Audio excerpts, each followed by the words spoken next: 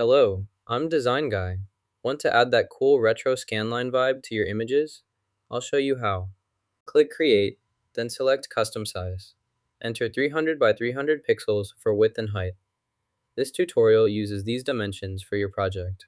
Click Create New Design to start your project with a blank canvas now. Now, let's add a photo. Click the Add Photo button, then choose your desired image from the file browser to upload. Select the photo you want to edit.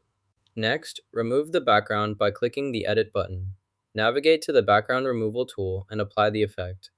This will isolate your subject, giving your image a clean, professional look ready for further editing or sharing. Apply filters by selecting the Filters menu. Choose your preferred filter style to enhance your content. Adjust settings as needed for the perfect look. Use the preview window to see changes in real time before saving your work and moving on. Select the object, then add a shadow effect. Next, choose Glow from the Effects menu and increase the glow intensity to 100% for a vibrant highlight on your design. Click the percent symbol, then click it again. Next, scroll down to the App section.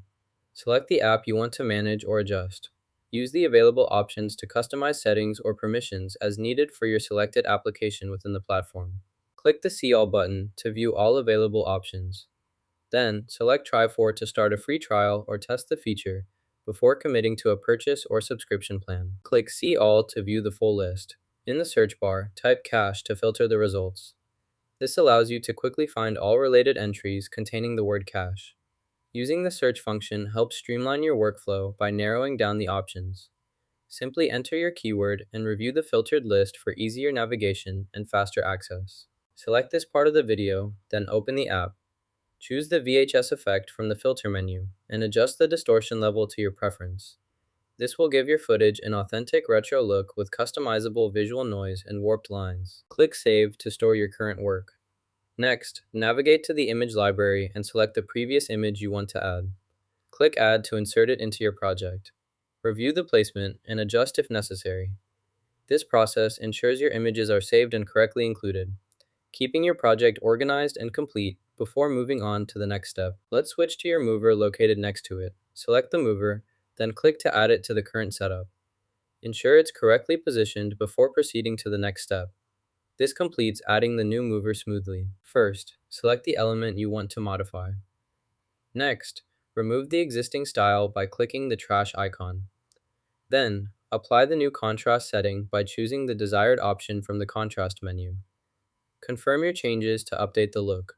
This enhances visibility and emphasizes important areas, improving overall design clarity.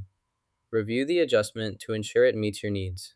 Next, click Edit and adjust the saturation to 100%. Then, click Edit again and go to the App section. Type Bad TV in the search bar. When the filter appears, select it. Locate the Discord app within the list and set its value to 0. Confirm that the Discord effect is set to 0. After adjusting these settings, click Save to apply the changes. This completes our final result. To finish, click the Share button and choose Download. You can customize the download quality settings before starting the download. This allows you to select the best quality based on your preferences or bandwidth. Once you have configured the quality, proceed by clicking the Download button to save the file to your device. Now you know how to create photocopy scan lines in Canva and subscribe for more easy design tips.